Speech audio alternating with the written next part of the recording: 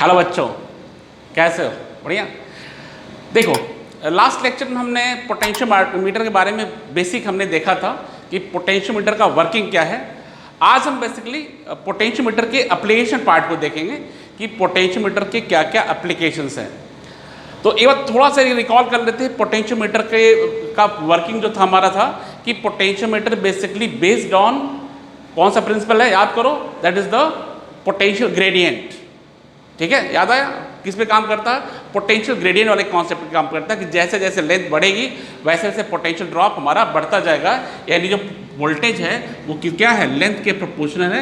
सो V proportional L आता था, तो आपने क्या था, V is equal to constant K into L किया था।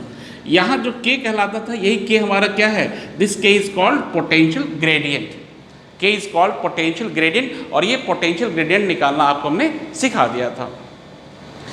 तो यहाँ फाइनली हमारे पास ये जो सेटअप है, यही हमारा पोटेंशियोमीटर का सेटअप बन करके आया था, जिसमें हमने ये देखा था कि ये जो सर्किट थी हमारी, ये this is called primary circuit and this is called secondary circuit. इस प्राइमरी सर्किट में क्या था, this is the standard cell, या इस सर्किट का नाम this is called auxiliary circuit, this and इस सेल को कहते हैं this is called standard cell. इसको हमने इसका नाम दिया था ES नाम दिया था। इसको आप B भी ले सकते हो, बैटरी है तो B भी ले सकते हो। ये आपका रिहोस्टेट हो गया, रिहोस्टेट हो गया, जिसका रेजिस्टेंस RH हो जाएगा। ये हमारा वायर हो गया एक्सपेरिमेंटल वायर, जिसका नाम हमने क्या दिया था, ये हमारा वायर हो गया AB हो गया, जिसकी लेंथ क्या है 6 to 10 मीटर या 8 to 10 मीटर के आसपास होती है। ये हमारा, ये क्या हो गया, ये हमारा ये जो सेल हो गया, जिस सेल का हमको EMF फाइंड करना है। ठीक है, ये हमारे ये सेल हो गया जिसका ये इसका हम क्या करना है, इसका वो EMF फाइंड करना है। तो इस सेल का EMF कितना है, E है। अब हम करते क्या है, ये हमारे पास एक गैल्वेमीटर हो गया, तो ये सर्किट रेडी करके हम इस जॉकी गैल्वेमीटर को जॉकी से टच करके अटैच करके, और जॉकी की मदद से क्या करते हैं, हम यहाँ पे इस वायर पे नल पॉइंट ढूंढते हैं। नल पॉइंट ढूंढने का मतलब होगा कि हम यहाँ कोशिश करते हैं कि इस वायर पे कहीं एक ऐसा पॉइंट मिले जहाँ इस गैल्वेमीटर का जो निडल है वो कहाँ हो, जीरो पे आके रुक जाए। यानी वहाँ पे एक पर्टिकुलर एक ऐसा ही पॉइंट, एक ही पॉइंट ऐसा मिलेगा जहाँ पे इसका डिफ्लेक्शन क्या होगा, इसका डिफ्लेक्शन हो जाएगा 0। क्लियर हो गया? इसका डिफ्लेक्शन क्या हो जाएगा, यहाँ पे 0 हो जाएगा। और यही हमारा this is the balance length, ये हमारा लेंथ क्या होगा, this is called balance length हो जाएगा। क्लियर?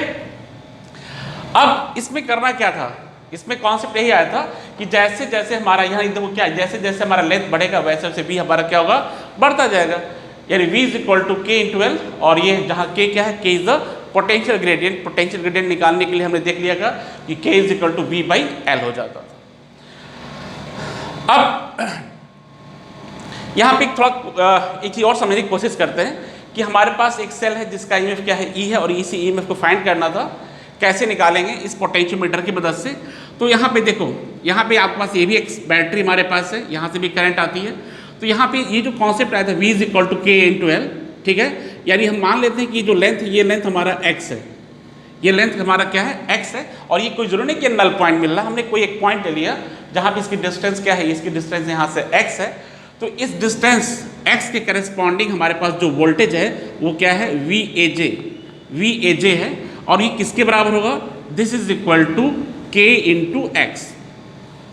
बात समझने की कोशिश करना, ये जो यहाँ पे देखो डिस्टेंस AJ है ना, इसके अक्रॉस एक हमारे पास वोल्टेज ड्रॉप होगा जिसका नाम क्या होगा, VAJ, और ये किसके बराबर होगा, this is K into X। K is called potential gradient, क्योंकि हमने देखा है ना कि वोल्टेज किस पे डिपेंड करता है, वोल्टेज हमारा लेंथ पे डिपेंड करता है। So V is equal to K into L, and ये वोल्टेज देगा इस तरह से, ये वोल्टेज यानी यहाँ से A से J के बीच का वोल्टेज क्या है, KX हो गया। अब हमारे पास एक सर्किट बन के तैयार है। यार देखो, ये सर्किट हमारे पास, एक सर्किट का मतलब एक लूप बन करके तैयार है। इस लूप में हमारे पास अब एक चीज अभी कह सकते हो कि VJ यानी KX को हम as a voltage source select कर सकते हैं कि एक हमारे पास एक सोर्स है जिसका वोल्टेज क्या है, KX है। दूसरा सोर्स इस सर्किट में हमारे पास क्या है, दूसरा सोर्स क्या है, E है, जिसका EMF क्या है, ये जो सेल है इसका EMF कितना है, E है। तो इस सर्किट में नेट वोल्टेज कितना होगा, तो किरचॉफ्स लॉ को यूज करके हम लोग बता सकते हैं कि इस सर्किट में जो नेट वोल्टेज है, नेट वोल्टेज या नेट EMF कर दो, नेट EMF कितना हो गया, तो नेट EMF कैसे निकालोगे, तो किरचॉफ्स लॉ यूज करो। यानी एक तरह से ये भी हमारे पास क्या है, ये जो एजेस पार्ट है ये भी एक तरह से सेल का काम करेगा। यानी आप ले सकते हो ये भी एक आपके पास सेल हो गया, दूसरा सेल कहाँ हो गया आपके पास, एक ये हो गया, ठीक है, जिसको आपने जोड़ रखा किससे, इस गैलोमीटर की मदद से ऐसे जोड़ रखा है, ठीक है। यानी एक आपके पास ये भी सेल होगा जिसका ईएमएफ कितना है, जिसका ईएमएफ है kx है, इसका ईएमएफ कितना है, E है। तो नेट वोल्टेज कैसे निकालते हैं, तो नेट वोल्टेज के नेट ईएमएफ के लिए हम लोग क्या करेंगे, E माइनस क्या हो गया, kx ले लिया।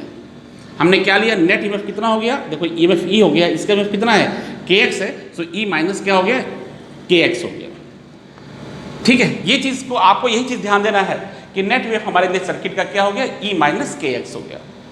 अब इसको हम अप्लाई करेंगे अपने, इसका जो यूज़ करना है, यानी हमें दो सेल का क्या करना है, पहले तो एक सेल का ईएमएफ निकालना है कि सेल की ईएमएफ कितनी होगी, ये निकाल लेते हैं। और फिर हम क्या करेंगे, इसके डिफरेंट एप्लीकेशन है जिसमें क्या करना है, दो सेल की ईएमएफ का कंपेयर करना है और किसी भी सेल का इंटरनल रेजिस्टेंस निकालना है। तो पहला काम हमें ये करना होगा कि किसी सेल का ईएमएफ हम कैसे निकालते हैं, तो इसी की मदद से हम लोग निकालेंगे, यानी इस सेल की मदद से हम लोग किसी, इस सर्किट की मदद से हम लोग किसी सेल का ईएमएफ निकालेंगे, ठीक है ना। तो अब देखो इस सर्किट को, यानी हमारे पास जो सर्किट थी, इस सर्किट दोबारा हम बनाते हैं। इस सर्किट में हमारे पास एक ये स्टैंडर्ड सेल हो गया, ये हमारे पास हो गया रिहोस्टेट, ये हमारा हो गया इसका रिहोस्टेट। सर्किट के रिमेनिंग पार्ट में क्या है, सर्किट के रिमेनिंग पार्ट में हमारे पास एक कोई कंडक्टिंग वायर है जिसका नाम क्या है, AB। AB is the conducting wire, ठीक है। इस AB को, ये हमारा AB क्या हो गया, AB हमारा this is the conducting wire. इसके बाद एक सर्किट में क्या है, इस सर्किट में हमारे पास यहाँ जो दूसरा जो सेल E था, इस सेल E को ले लेते हैं और ये हमारा गैलोमीटर हो गया।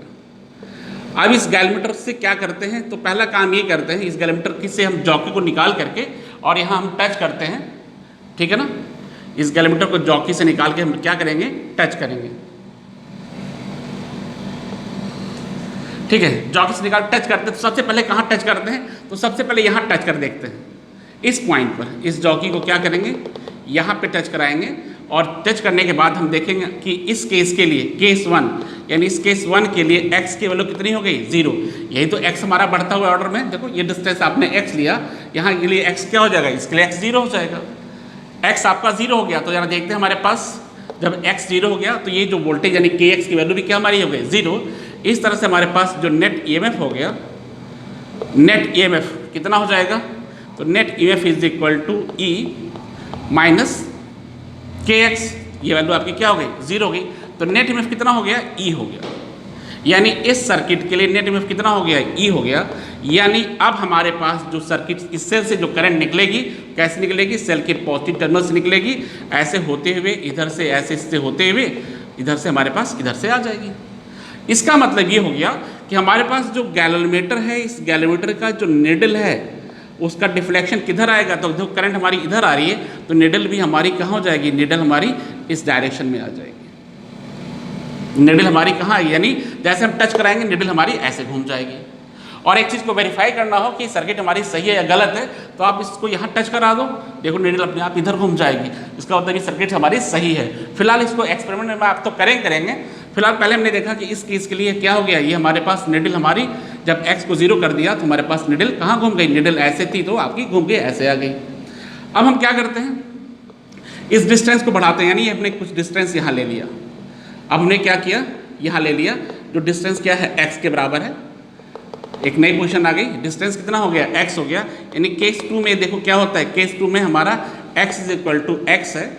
तो अब हमारे पास नेट ईएमएफ कितना हो गया, नेट ईएमएफ हो जाएगा E माइनस kx। यानी अब जो नेट ईएमएफ होगा वो क्या होगा, क्या होगा, E से कम ही तो होगा। पहले E आ रहा था, अब नेट ईएमएफ क्या हो गया, E से कम होगा। E से कम होने का मतलब कि अभी भी आपके पास क्या है, ये सेल ही करंट को भेजेगा और ईएमएफ उसका कम हो जाएगा। यानी जो निडल हमारी इतनी पहले जो इतनी घूम रही थी, अब वो क्या हो जाएगा, उसका डिफ्लेक्शन हमारा और पहले से कम हो जाएगा। यानी जो पहले ऐसे घूम रहा था अभी थोड़ा सा इतना ही जाएगा। ऐसे करते करते हम लोग करते क्या है, ये हमारे पास एक ऐसी पोजीशन आती है इस जॉकी की, जिस पोजीशन में हमारे पास क्या हो जाएगा, हमारे पास डिफ्लेक्शन कैसा हो जाएगा, 0 हो जाएगा। यानी निडल हमारी कहाँ हो जाएगी, इसके बीचों बीच में आ जाएगी। यानी थर्ड पोजीशन में क्या हो गया, थर्ड स्टेज हमारी ऐसी आएगी जब हमारे पास क्या हो गया, नेट ईएमएफ की जो kx हो गया, ये के एक्स क्या हो गया, ई के बराबर हो जाएगा, और ई के बराबर होने का मतलब क्या होगा, ई के बराबर हो जाएगा, तो नेट ईएमएफ कितना हो जाएगा, नेट ईएमएफ हमारा 0 हो जाएगा। ठीक है, इसका मतलब ये हमारे पास यही पॉइंट हमारा नल पॉइंट है, और यही नल पॉइंट हमारा क्या है, यही हमको नल पॉइंट चाहिए था। ठीक है, यही नल पॉइंट हम ढूंढना चाह रहे थे कि हमको कब नल पॉइंट हमको 0 मेरा आ जाए।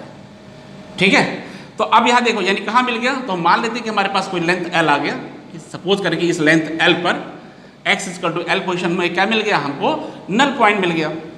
ठीक है ना, समझ में आ रहा होगा बिल्कुल। क्या हमने देखा कि इस पोजीशन को क्या मिल गया, हमको नल पॉइंट मिल गया, और नल पॉइंट में हमारे पास कोई डिफ्लेक्शन नहीं है। क्लियर हो गया। तो इस कंडीशन में हमारे पास देखिए क्या हो गया, यही कंडीशन, यानी इस पे होगा क्या, यहाँ का जो ईएमएफ है इस सेल के, यहाँ का जो वोल्टेज है उस क्या हो गया, इसके ईएमएफ के बराबर हो गया। तो आप क्या कहोगे इस कंडीशन में, E = क्या हो जाएगा, E = K × L। यही हम निकालना चाह रहे थे। ठीक है, इससे क्या मिल गया, इसकी अब इसकी मदद से हमको मिल गया इस सर्किट का, यानी इस सर्किट में जो सेल हमारा E है, इस सेल का ईएमएफ निकल गया, और E = क्या हो गया, K × L हो गया। ये चीज़ सब बिल्कुल क्लियर हो गई होगी कि कैसे हम लोग यहाँ से किसी सेल का ईएमएफ हमने फाइंड किया। तो पहला तो काम हमने कर ही लिया कि कैसे किसी सेल का ईएमएफ फाइंड करते हैं। जब हमको सेल का ईएमएफ फाइंड करना समझ में आ गया, तो हम किसी दो सेल के ईएमएफ को कंपेयर कर सकते हैं, दो सेल का ईएमएफ भी हम आसानी से फाइंड कर सकते हैं। तो उसके लिए भी देख लेते हैं कैसे फाइंड करना है उसको। तो उसके लिए आप क्या करिए, सिंपल सा इस सर्किट को हम मिटा देते हैं।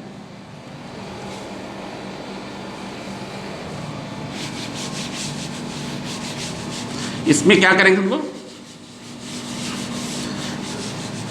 यहाँ पे दो सेल ले लेते हैं। ठीक है, यहाँ देखिए, यहाँ पे एक स्विच लगा देते हैं, एक सेल और ले लेते हैं।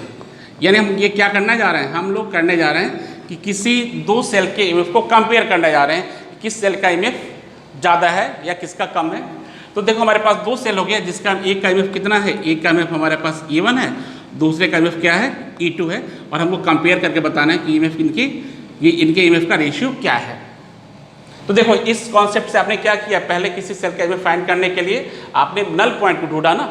नल पॉइंट हमारा कहाँ है, तो देखिए आपने नल पॉइंट ढूंढ करके E = K × L निकाला। ऐसे ही हम क्या करेंगे कि सबसे पहले यहाँ स्विच को यहाँ ऑन करेंगे। ये जब स्विच ऑन करेंगे तो क्या होगा, हमारे पास ये सेल हमारा ऑफ होगा, ये हमारा ऑन होगा। इस कंडीशन में हम नल पॉइंट ढूंढेंगे। नल पॉइंट ढूंढने का मतलब कि हम इसमें इसका जो निडल है वो कहाँ हो, 0 पे हो। निडल हमारा कहाँ हो, 0 पे। यानी हमने नल पॉइंट ढूंढा और वो कहाँ मिला, लेंथ L1 पर। तो इस केस के लिए हमारे पास क्या हो जाएगा, इसके लिए हमारा हो जाएगा E1 = K × L1। This is equation number 1। अब क्या करो, इस स्विच को निकाल करके यहाँ लगा दो। ये आपका ऑफ हो गया, ये ऑन हो गया। अब फिर वही सर्किट में हम नल पॉइंट ढूंढते हैं। नल पॉइंट हमको मिला कहीं दूसरे लेंथ, कहाँ पे, L2 पे। वो लेंथ ज़्यादा भी हो सकती है, कम भी हो सकती है, ये डिपेंड करता है कि सेल का ईएमएफ का कैसा है। इसके लिए हमारे पास क्या हो गया, E2 = इसके लिए हम यूज़ करेंगे तो क्या हो गया, नल पॉइंट E2 के लिए E2 = K × L2। ये याद रखना कि ये हमारे पास जो इसका पोटेंशियल ग्रेडियंट ये तो चेंज होने वाला नहीं है, ये चेंज होगा भी नहीं। तो आप क्या करोगे, दोनों को डिवाइड कर दो। इस तरह से आपको क्या मिल जाएगा, E1/E2 = L1/L2। तो यहाँ पे हमने क्या कर लिया, दो सेल के ईएमएफ को कंपेयर भी कर लिया। देखिए सिंपल तरीके से दो सेल के ईएमएफ को हमने कंपेयर भी कर लिया कि दो सेल के ईएमएफ को कैसे हम कंपेयर करना है। अब इसमें हमें तीसरा काम क्या करना है, थर्ड जो काम हमारा है वो है किसी सेल का इंटरनल रेजिस्टेंस निकालना। कि किसी सेल का इंटरनल रेजिस्टेंस निकालते कैसे हैं, इसको भी हम देख लेते हैं इसी डायग्राम से। तो इसमें सिंपल तरीके से क्या करेंगे हम लोग, इसमें एक सेल लेंगे, जैसे हमने लिया है यहाँ सेल। इस सेल का अपना कुछ इंटरनल रेजिस्टेंस होगा। तो इसको फाइंड करने के लिए हम तरीका देखते हैं, बहुत सिंपल सा तरीका है। इसको आप हटा दीजिए और देखते क्या करना है। एक सेल हो गया जिसका इंटरनल रेजिस्टेंस हमारे पास क्या है, स्मॉल r है। इसको करते क्या है, यहाँ पे एक रेजिस्टेंस बॉक्स, एक हमारे पास रेजिस्टेंस बॉक्स है जिसके बारे में हम लोग पहले भी डिस्कस कर चुके हैं कि इसमें एक पिन लगी होती है, ऐसे ऐसे कीज होती है। इस कीज को जैसे बाहर निकालते हैं ना, वैसे हमारे पास क्या होता है, उतना रेजिस्टेंस हमारे सर्किट में अप्लाई हो जाता है। तो ये देखिए हमारे पास ये हो गया सर्किट। सर्किट में हमारे पास क्या दिख रहा है, हमारे पास एक रेजिस्टेंस बॉक्स है जिसको हम R से निकालेंगे। EMF सेल का E है, इंटरनल रेजिस्टेंस कितना है, R है। तो पहला काम क्या करते हैं, इसको ऑफ करते हैं। पहले कंडीशन में हम लोग करने क्या जा रहे हैं, हम लोग किसी सेल का इंटरनल रेजिस्टेंस निकाले जा रहा है कि किसी सेल का इंटरनल रेजिस्टेंस कैसे निकालते हैं। सर्किट हमारी बिल्कुल पहले वाली ही है, तो बस हमने एक्स्ट्रा क्या किया है, इसमें हमने एक रेजिस्टेंस बॉक्स लगा दिया है। आप देखो सिंपल तरीके से क्या हो रहा है यहाँ पे। फिर हमारे पास इसको ऑफ कर दिया, यहाँ ऑफ है तो ये हमारे सर्किट में काम नहीं करेगा। ऑफ का मतलब है कि यहाँ इसका रेजिस्टेंस क्या है, आप कह सकते हो कि इसमें एक अलग से की होती है जिसको इनफाइनाइट रेजिस्टेंस देते हैं। तो दो चीज़ कह सकते हो कि या तो भैया इसका इनफाइनाइट रेजिस्टेंस निकाल लो, ठीक है, या सर्किट को क्या कर दो, इसको ऑफ कर दो। आप एक चीज़ क्लियर कर लेना, रेजिस्टेंस निकालने का मतलब ये हो गया कि जो चीज़ आप निकालते हो यहाँ से उतना रेजिस्टेंस पे अप्लाई हो जाता है। तो आप ये कंफ्यूज मत रहना कि सर ने कहा कि रेजिस्टेंस निकाल लो तो क्या होगा। रेजिस्टेंस निकालने का मतलब द रेजिस्टेंस पे अप्लाई हो जाता है। तो आप दो कंडीशन में, या तो रेजिस्टेंस यहाँ इनफाइनाइट निकाल दो या फिर सर्किट को ऑफ रखो।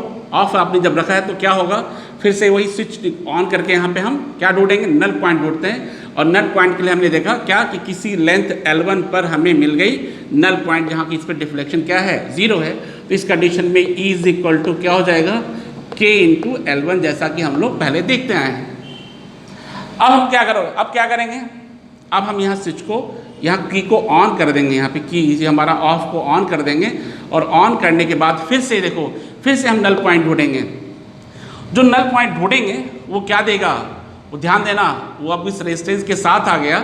अब नल पॉइंट का मतलब कि वो हमें देगा इसका वोल्टेज, यानी इस सेल के क्रॉस क्या देगा, वोल्टेज। जैसे आपने देखा इसको आपने ऑन कर दिया, अब इसको नल पॉइंट ढूंढते हैं, नल पॉइंट ढूंढते हैं। नल पॉइंट ढूंढने का मतलब ये हो गया कि ये सेल जो कहाँ मिल गया, लेंथ L2 पे मिल गया। जो क्या कह रहा है कि नल पॉइंट का मतलब ये सेल काम नहीं करेगा, ठीक है, सेल काम नहीं, सेल से करंट नहीं ली जाती है। तो जब सेल से करंट नहीं ली जाती है तो जो EMF होता है वो क्या होता है, वोल्टेज के बराबर हो जाएगा, ठीक है। यानी आप कह सकते हो कि अब आपको मिलेगा क्या, यहाँ हमको मिलेगा वोल्टेज। तो वोल्टेज क्या होगा, V इज इक्वल टू क्या हो गया, K इंटू L2 हो गया। ये दो चीज़ें क्लियर करनी थी। जैसा E था इस तरह से हमको क्या मिल गया, V मिल गया। अब इसको डिवाइड कर देते हैं, डिवाइड कर दोगे तो क्या हो जाएगा, हमको मिल जाएगा E upon V is equal to L1 upon L2। Clear. अब आप स्मॉल r, इसका फॉर्मूला याद करो। स्मॉल r हम जब डिस्कस कर रहे थे किसी सेल का इंटरनल रेजिस्टेंस निकालना, आपको जब सिखा रहे थे, ठीक है, जो हमारे पास लास्ट वीडियो हमने डिस्कस किया था, याद करो। उसमें DC सर्किट का जो लेक्चर है उसमें आप देख सकते हो कि इंटरनल रेजिस्टेंस हमने सिखाया था। और इसके लिए formula small r is equal to capital R E upon V minus 1, ठीक है। E अपॉन V माइनस 1 ही हमारे पास फॉर्मूला है। अब इस R का मतलब ये हो गया कि जितने रेजिस्टेंस को आप यहाँ निकाले वही R की वैल्यू हो गई। E अपॉन V की वैल्यू क्या है, ये हमारा L1 अपॉन L2 है। तो आप क्या लिखोगे, R L1 upon L2 minus 1। तो इस फॉर्मूले की मदद से हम लोग क्या निकाल लेंगे, इस फॉर्मूले की मदद से हम लोग किसी सेल का इंटरनल रेजिस्टेंस हम निकाल सकते हैं। तो आपको मेरे हिसाब से ये चीज़ें क्लियर हो गई होंगी कि कैसे हमने इंटरनल रेजिस्टेंस निकाला, कैसे दो सेल का EMF कंपेयर किया, कैसे सेल का हमने EMF फाइंड किया। तो ये इस चीज़ को आप अपने लैब में जब प्रैक्टिकल की बात करेंगे तो प्रैक्टिकल के दौरान इन चीज़ों को आप जब प्रैक्टिकल करेंगे तो ये चीज़ें और आपको क्लियर हो जाएंगी। यानी आपका इसको वेरिफिकेशन हो जाएगा कि हाँ, हमने जो क्लास में पढ़ा था वो बिल्कुल वही चीज़ है, उसको एक्सपेरिमेंटली हमने वेरीफाई भी कर लिया है। तो इस लेक्चर में आज इसको ख़त्म करते हैं। नेक्स्ट लेक्चर में हम लोग मिलते हैं कुछ इसके प्रॉब्लम्स के साथ, कुछ न्यूमेरिकल प्रॉब्लम्स भी इसको डिस्कस कर लेंगे, ठीक है। Thank you.